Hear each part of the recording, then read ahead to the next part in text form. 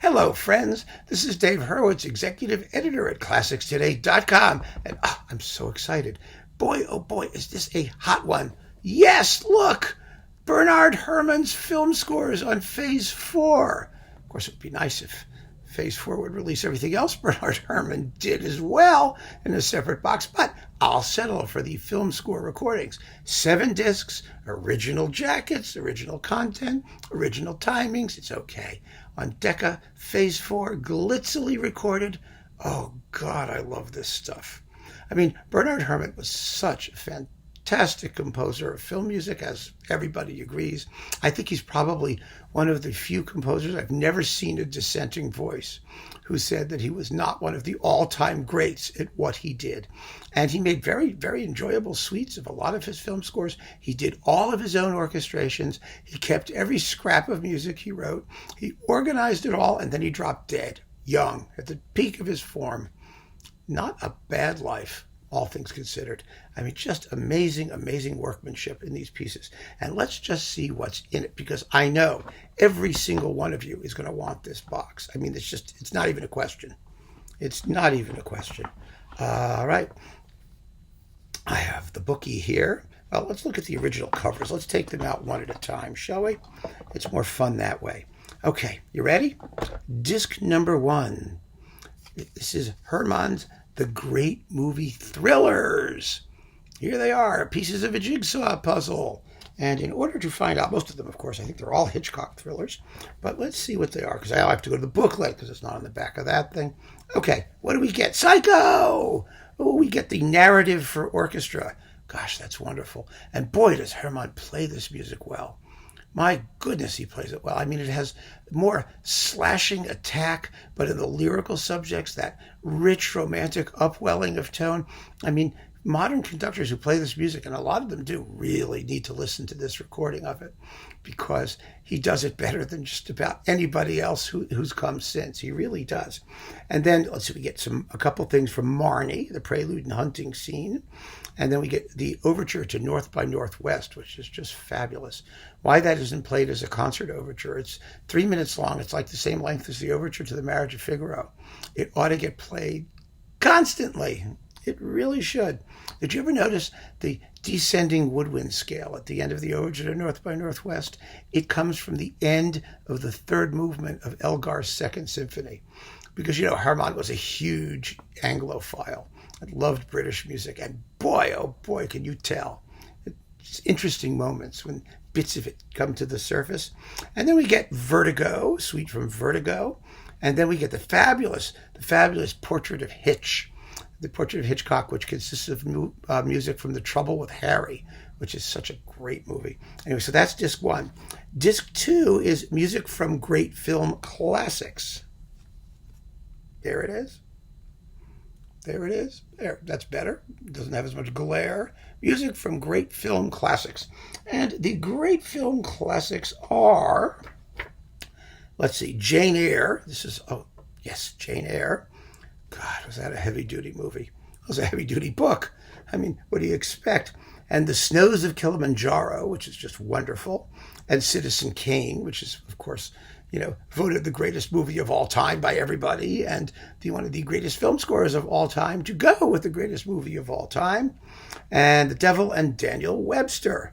So that's on that disc. That's with the London Philharmonic. These are all with the London Philharmonic so far. And then let's see, 3. Oh, I love this stuff. I mean, I like all this stuff. This is great. 3 is, where is it? Oh, here it is. Yeah. The fantasy film world of Bernard Herrmann. The Harryhausen films, the ones with claymation skeletons and, critters and creatures. And oh, God, it was so fabulous. And here you get Journey to the Center of the Earth, the one with the giant lizard things. And oh, God, it's wonderful. And then we have, let's see, The Seventh Voyage of Sinbad. Oh, that is the art of the sequence. That score, it just goes biam biam biam da da da da da da biam biam biam da da da da da da biam biam biam. It's everything you can do with a sequence. and some of the things you shouldn't do with a sequence. That's the overture anyway. It's really kind of funny, actually. If you're a Classics Today insider, you can hear some of these things in the insider review area behind the paywall. But this is just great stuff. And Herrmann, the one criticism people do sort of launch at him is that his music does consist of sequences, just repetitions up and down the scale of short but very pregnant ideas. And he didn't care, he didn't care. He played them, he tended to play everyone else's music very slowly and his music kind of in tempo. But his sequences, sometimes he really took his time over them and you either loved them or you don't. And this was one of those ideas that just maybe wasn't one of his strongest ones and he repeats it 30 trillion times. You can decide just how committed you are as a Herrmann fan by listening to the Overture to the Seventh Voyage of Sinbad. I happen to love it. Even though it's, well, yes, kind of trashy and repetitious, but it's a trashy and repetitious movie. So what the hell? Then there's The Day the Earth Stood Still, the sci-fi classic. Oh, my God. And Fahrenheit 451 for strings and percussion and harps. Oh, my God, what a great score that was. I mean, these are so iconic. It's amazing. Then we get, let's see, CD4, music from great Shakespeare films. There's a skull. Yes, there's a skull in the Shakespeare film. Yes, it's Hamlet, the skull. Alas, poor Yorick. I knew him, Horatio. Remember that? All right, so we get Hamlet, Shostakovich's Hamlet, which is really cool. William Walton's Richard III, and Miklos Rocha's Julius Caesar, all recorded with extraordinarily glitzy Phase 4 fidelity. It's just totally hot. And let's see, The Mysterious Film World of Bernard Herrmann. Ooh, Mysterious Film World. Yeah. Oh, my goodness. Here it is. The Mysterious Film World. This is 3 film scores here. Mysterious Island. The Fabulous Mysterious Island. Oh, all of those giant monster things. God, I love these movies. I used to watch them. They were all on like Chiller Theater when I was a kid. And Sunday morning horror movies, that was the thing, right?